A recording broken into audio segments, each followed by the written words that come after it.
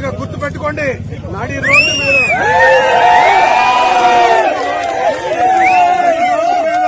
అంబేద్కర్ సాక్షిగా, అంబేద్కర్ గా రచించినటువంటి ఈ రాజ్యాంగం సాక్షిగా జై భీమ్. మీరు చేస్తున్నటువంటి చట్టాన్ని మీ చేతుల్లోకి తీసుకుంటున్నారు, ఇష్టానుసారంగా ప్రవర్తిస్తున్నారు. చట్టం అంటే నాకు గౌరవం ఉంది. ఒక అడ్వకేట్ గా నేను గౌరవిస్తాను, బాధ్యత వహిస్తాను.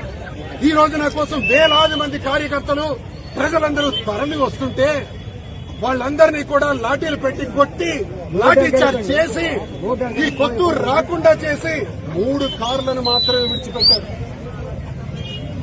ప్రజలందరినీ కూడా తరిమి కొట్టారు. జిల్లా మొత్తం తరలి వచ్చినటువంటి ప్రజలందరికీ హింసించారు.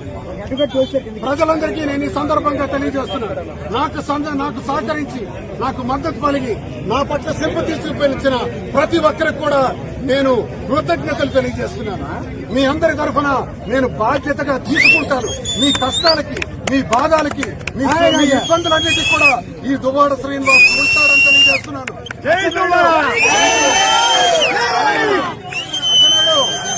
అచ్చెన్నాయుడు, నేను మరొక హెచ్చరిక చేస్తున్నాను. ఈ రోజు నాకు 10 గంటలు కూర్చోబెట్టావు స్టేషన్ లో, నేను రెడీ. ఇంకెన్ని గంటలు కూర్చోబెడతావు? మరో 5 రోజుల్లో రమ్మన్నావు, వస్తా. చట్టాన్ని గౌరవిస్తా, స్టేషన్ కు వస్తా, కూర్చుంటా. జైల్లో పెడతావా? పెట్టు. ఈ ఎర్రన్నాయుడు దయ వల్ల 62 రోజులు జైలు జీవితం అనుభవించాను. జైల్లో ఉండడానికి నేనెప్పుడు రెడీ. నువ్వేమనుకున్నావంటే 10 గంటలు పోలీస్ స్టేషన్ లో కూర్చోబెడితే దువ్వాడ శ్రీనివాస్ అదిరిపోతాడు, బెదిరిపోతాడు, మరి మా వైపు చూడడు అనుకుంటున్నావా? చావుకైనా సిద్ధం. ఎన్నిసార్లు పుడతాం? ఒకేసారి పుట్టాం, పోతాం. మరణించేలోగా నీకు తాట తీస్తాను. అచ్చెన్నాయుడు తెలియజేస్తున్నాను. కేసులు పెట్టి పోలీస్ స్టేషన్ లో నిర్బంధించాలనుకుంటే నా వెంట్రుకు కూడా పీకలేవు. సోషల్ మీడియాలో తప్పుడు వ్యాఖ్యలు చేశాను. ఇదా కేసు? నేనే తప్పుడు వ్యాఖ్యలు చేశానయ్యా. మరి జగన్మోహన్ రెడ్డి గారిని మీరు 1,00,000 కోట్ల దొంగ అన్నారే, సైకో అంటున్నారే, జగన్మోహన్ రెడ్డి గారిది గొడ్డలి పార్టీ అంటున్నారే, జగన్మోహన్ రెడ్డి గారికి ఇష్టానుసారంగా సోషల్ మీడియాలో వైసీపీ నా కొడకల్లారా మీ అంతు చూస్తానంటున్నారే. ఇవి సోషల్ మీడియా కాదా? ఇవి సోషల్ మీడియాలో తప్పుడు వ్యాఖ్యానాలు కావా?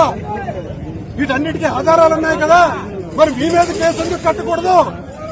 నేను సోషల్ మీడియాలో మాట్లాడితే నా పైన కేసులా?